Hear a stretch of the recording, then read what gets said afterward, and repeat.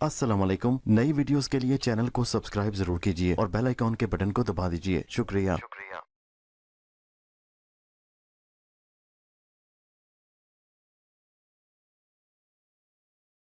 आज से सदियों पहले की बात है। मौजूदा उर्दन के इलाके अल रकीम, जिसे आप पेट्रा कहते हैं, के चंद नौजवान शिरक से बेजार होकर तौहीद की तरफ माइल हुए और दीने ईसवी कबूल कर लिया। शहर के मुशरिक लोगों ने उन्हें पास रखने की कोशिश की, लेकिन वो न माने। बात फैली और होते होते बादशाह तक जा पहुंची। बादशाह ने उन नौजवानों को दरबार में बुलाया और पूछा, हमने सुना है कि तुम लोगों ने दीने ईसवी इख्तियार कर लिया है, क्या ये खबर दुरुस्त है? नौजवानों ने इस बात का इकरार किया। बादशाह को उन नौजवानों की जुर्रत और बेबाकी पर बहुत गुस्सा आया, लेकिन उसने उन्हें इस तंबीह के साथ छोड़ दिया कि सोच लो, अगर अपने आबाई दीन की तरफ वापस आ जाओ तो तुम्हें सजा नहीं होगी, वरना सजा मिलेगी। नौजवानों ने फिर आपस में मशवरा किया और इस नतीजे पर पहुंचे कि अब यहां रहना खतरे से खाली नहीं। लिहाजा तय पाया कि उन्हें किसी पहाड़ के गार में रुपोश हो जाना चाहिए, ताकि मुशरिकों के शर से महफूज रहकर इबादत इलाही कर सकें। ये सोचकर वो एक गार में जा छुपे। वहीं अल्लाह के हुक्म से उन पर तवील नींद तारी हो गई। वो गार अंदर से वसी है। उसका मोहल्ले वकू कुछ इस तरह का है कि जिंदगी की बका का कुदरती सामान मौजूद है। एक तरफ दहाना है तो दूसरी तरफ कुछ कुदरती रोशनदान बने हैं, जिनसे ताज़ा हवा अंदर आती जाती है। गार शुमालन जुनूबन वाक़या है, इसलिए तुलू व ग़ुरूब के वक्त सूरज की तपिश अंदर नहीं पहुंच पाती, मगर हल्की हल्की रोशनी बराबर पहुंचती रहती है। यानी कुछ ऐसी कैफियत थी कि ना तो मुकम्मल तारीकी है और ना ही इतनी रोशनी कि खुले मैदान के मानिंद जगह रोशन हो जाए। इस मलगजे अंधेरे में अंदर के माहौल का नक्शा कुछ यूं बनता है कि चंद इंसान महवे इबादत या महवे ख्वाब हैं, और उनका साथी एक कुत्ता अपनी अगली टांगें फैलाए गार के दहाने पर बाहर की जानिब मुंह किए बैठा है। बरसों ये नौजवान उसी हालत में महफूज रहे। फिर अचानक एक इनकलाब बर्पा हुआ और रोमी ईसाई अल रकीम की हुकूमत पर हमला आवर हुए, उसे शिकस्त दी और इलाके पर कब्जा कर लिया। यूं रकीम भी ईसाइयत की आगोश में आ गया। अब खुदा की मशीयत फैसला करती है कि ये नौजवान बेदार हों। लिहाजा वो जाकर आपस में सरगोशियां करते हुए एक दूसरे से पूछते हैं कि वो कितनी मुद्दत तक सोते रहे। एक ने जवाब दिया कि एक दिन, दूसरे ने कहा कि शायद एक दिन का कुछ हिस्सा। फिर वो कहने लगे कि इनमें से कोई शहर जाकर खाना ले आए, मगर जो भी जाए वो यूं लेन देन करे कि शहर वालों को पता न चल सके कि वो कौन है और कहां से आया है, वरना मुसीबत आ जाएगी। बादशाह जालिम भी है और मुशरिक भी। वो या तो उन्हें शिरक कबूल करने पर मजबूर करेगा या सबको कत्ल कर डालेगा। अब नौजवानों में से एक शहर गया। वहां उसने देखा कि हालात बिल्कुल बदल चुके हैं। उसे नए लोग और नए अंदाजो एतवार दिखाई दिए। वो डरते डरते एक नान बाई की दुकान पर पहुंचा और खाने पीने की कुछ चीजें खरीदी। जब कीमत अदा करने लगा तो नान बाई ने देखा कि सिक्का तो बहुत पुराने जमाने का है। वो हैरान हुआ। उसने पूछा कि ये सिक्का तुम्हें कहां से मिला, ये तो अब चलता नहीं। इस तरह सवाल जवाब हुए तो आखिर बात खुल गई और राज फाश हो गया कि वो नौजवान कदीम जमाने से ताल्लुक रखता है। लोगों को जब असल हकीकत का इल्म हुआ तो उन्होंने उस शख्स का खैर मकदम किया और उसके अजीबो गरीब मामले में बहुत ज्यादा दिलचस्पी ली, क्योंकि अरसा हुआ यहाँ मुशरिक बादशाहों का दौर खत्म हो चुका था और लोगों ने ईसाइयत कबूल कर ली थी।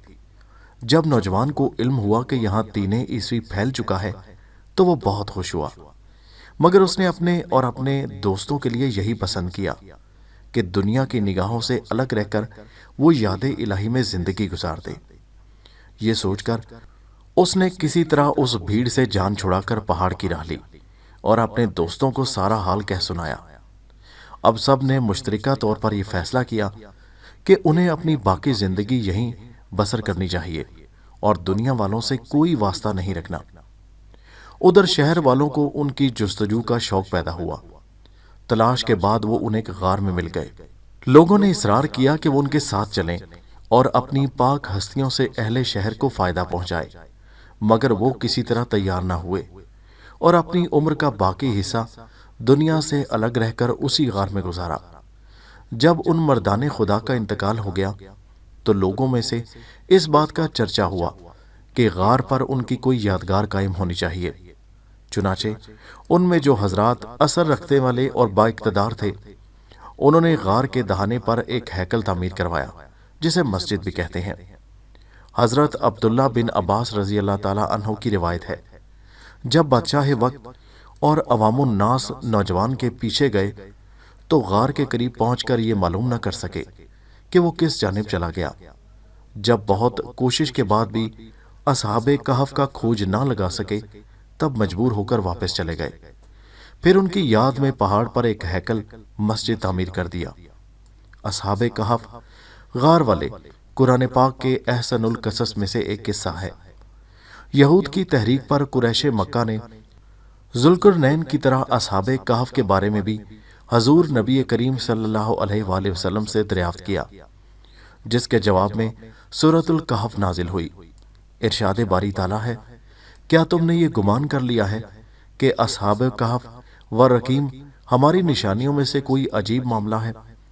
جبکہ چند نوجوان پہاڑ کے غار میں پناہ گزین ہو گئے تھے اور یہ دعا مانگ رہے تھے کہ اے ہمارے پروردگار، تو اپنے پاس سے ہم کو رحمت عطا کر اور ہمارے لیے رشد و ہدایت مہیا کر۔ پھر ہم نے غار میں چند سال تک کے لیے ان کو تھپک کر سلا دیا، پھر ان کو اٹھایا تاکہ ہم جان لیں کہ دونوں بستی والوں اور غار والوں میں سے کس نے ان کی مدت کا صحیح اندازہ لگایا۔ الکہف کہف کے لغوی معنی پہاڑ کے اندر وسیع غار کے ہیں۔ رقیم کے بارے میں حضرت عبداللہ بن عباس رضی اللہ تعالیٰ عنہ سے منقول ہے کہ یہ عقبہ کے قریب ایک شہر کا نام ہے جو اردن کی بندرگاہ ہے۔ یہ واقعہ بعثت مسیح علیہ السلام سے کچھ زمانے بعد کا ہے۔ بعد کو رومیوں نے جب اسے اپنی تمدنی، سیاسی اور معاشرتی سرگرمیوں کا مرکز بنایا تو اس کا نام بدل کر پیٹرا رکھ دیا۔ عرب پیٹرا کی نسبت سے اسے بترا کہنے لگے۔ بترا سے اردن کا قریب ترین شہر مان ہے۔ اس کا ٹھیک ٹھاک حدود اربع ہے کہ خلیج عقبہ سے شمال کی جانب بڑھتے ہوئے پہاڑوں کے دو متوازی سلسلے ملتے ہیں۔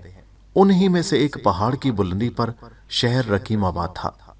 بعض علماء اور محققین کے نزدیک اصحاب کہف کا غار ترکی کے شہر افسس میں ہے، لیکن دیگر علماء کا موقف اس بارے میں مختلف ہے۔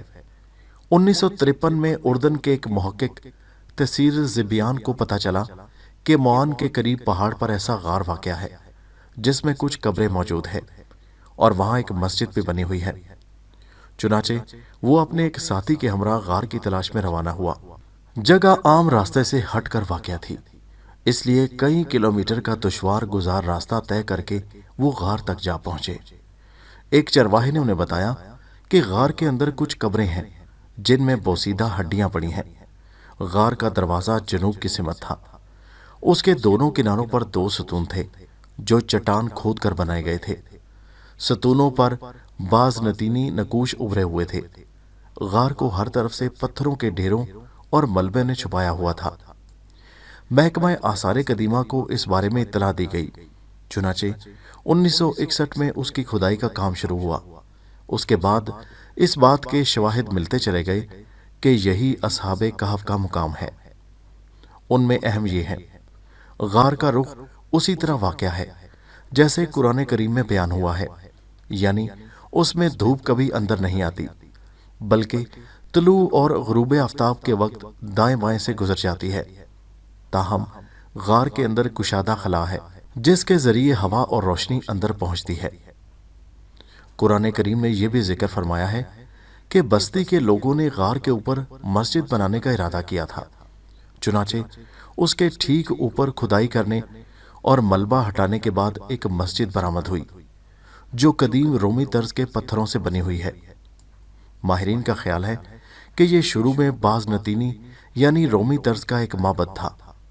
खलीफा अब्दुल मलिक बिन मरवान के ज़माने में इसे मस्जिद बना दिया गया। असरे हाजिर के मुहक्किकीन का कहना है कि मुशरिक रोमी बादशाह, जिसके जुल्म सितम से तंग आकर असहाबे कहफ ने गार में पनाह ली थी, ट्रोजन था, जो 98 ईस्वी से 117 ईस्वी तक इलाके का हुक्मरान रहा। उसके बारे में मशहूर है कि वो बुत परस्ती से इनकार करने वालों पर जुल्म ढाता था। वो बादशाह जिसके अहद में असहाबे कहफ बेदार हुए, उसका नाम मुहक्किकीन थियोडोसस बताते हैं, जो 5वीं सदी के आगाज में गुजरा। अगर इस तहकीक को दुरुस्त मान लिया जाए तो इसका मतलब है कि असहाबे कहफ कमोबेश 300 साल तक महवे ख्वाब रहे और फिर जाके दरियाफ्त शुदा गार के अंदर जो सिक्के मिले हैं उनमें से कुछ ट्रोजन के ज़माने के हैं। कुरान करीम ने असहाबे कहफ को असहाबुल कहफ वर रकीम यानी गार और रकीम वाले कहा है। रकीम क्या है, उसकी तशरीह में मुख्तलिफ आरा बयान की गई है। बेशतर मुहक्किकीन का ख्याल ये है कि रकीम उस बस्ती का नाम था जिसमें ये हजरात आबाद थे। अब जिस जगह ये गार वाक़या है वहां से सिर्फ 100 मीटर के फासले पर एक छोटी सी बस्ती रजीब कहलाती है। क्यास ये है कि ये रकीम की बिगड़ी हुई शक्ल है, क्योंकि यहाँ के बद्दू देहाती अक्सर काफ को जीम और मीम को बा से बदलकर बोलते हैं। चुनाचे अब हुकूमत उर्दन ने इस बस्ती का नाम सरकारी तौर पर रकीम ही कर दिया है। ताहम मौलाना मौदूदी समेत बाज़ मुफस्सिरीन के नज़दीक रकीम से मुराद वो कतबा है जो गार पर असहाबे कहफ की यादगार के तौर पर लगाया गया था। हज़रत अबादा बिन सामत रज़ी अल्लाह के बारे में मरवी है कि हज़रत सिद्दीक़ अकबर रज़ी अल्लाह ताला अन्हु ने उन्हें रोम के पास एलची बनाकर भेजा, तो वो शाम के रास्ते पर एक पहाड़ से गुजरे जिसका नाम जबलुर रकीम था। उसमें एक गार भी था जिसमें कुछ ढांचे थे और वो बोसीदा भी नहीं हुए थे। फतूहुल शाम में वाकदी ने भी हजरत सईद बिन आमिर रजी अल्लाह का एक तवील किस्सा लिखा है कि वो शाम की तरफ जहाद के लिए रवाना हुए और रास्ता भूल गए। बिलाखिर भटकते भटकते जबलुर रकीम के पास पहुंचे तो उसे देखकर पहचान गए और फिर अपने साथियों को बताया कि ये असहाबे कहफ का गार है। तसीर ज़िबियान के मुताबिक अब कारों के लिए पहाड़ों के ऊपर तक जाने का रास्ता बना दिया गया है। ऊपर एक कुशादा सहन है जिस पर कदीम तर्ज के कुछ सतून बने हुए हैं। सहन अबूर करें तो सामने गार का दहाना है। वहीं फर्श पर एक चौड़े पत्थर की बनी हुई चौखट सी है। उस गार के अंदर उतरने के लिए तकरीबन 2 सीढ़ियां नीचे जाना पड़ता है। वहां गार 3 हिस्सों में तकसीम हो जाता है। एक हिस्सा दहाने से सीधा शुमाल तक गया है, दूसरा दाएं हाथ मशरिक की तरफ और तीसरा बाएं हाथ मगरिब की तरफ जाता है। मशरकी और मगरबी हिस्सों में 8 ताबूत नुमा कब्रें हैं। मशरकी हिस्से की एक कब्र में एक छोटा सा सुराख भी है। उसमें झांक कर देखें तो एक इंसानी ढांचा साफ नजर आता है। अगर अंधेरा हो तो गार का मुजाविर मोमबत्ती जलाकर अंदर का मंजर दिखा देता है। 1961 में जब उस गार की सफाई और खुदाई का काम शुरू हुआ तो गार की दरमियानी जगह में एक जानवर का जबड़ा पड़ा हुआ मिला जिसमें एक नोकीला दांत और 4 दाढ़ें महफूज थीं। ख्याल ये है कि ये असहाबे कहफ के कुत्ते का जबड़ा था। उसी जगह रोमी, इस्लामी और उस्मानी दौर के बहुत से सिक्के, ठीकरी के बर्तन, पीतल के कंगन और अंगूठियां पड़ी हुई मिली थीं। अब ये सारी अशिया गार की शुमाली दीवार में नस्ब एक अलमारी में महफूज हैं। गार जब साफ हुई तो पता चला कि उसकी दीवारों पर खते यूनानी और खते कूफी में कुछ इबारतें भी लिखी हैं जो अब पढ़ी नहीं जा सकती। उर्दन के महकमा आसार कदीमा और औकाफ ने इस गार के तहफ़्फ़ुज़ और सफाई वगैरह पर ख़ास तवज्जो दी। करीब एक नई मस्जिद भी तामीर कर दी गई है। ज़ायरीन की सहूलत के लिए रास्ता आसान बनाया गया है और गार के अंदर कतबे भी लगा दिए गए हैं।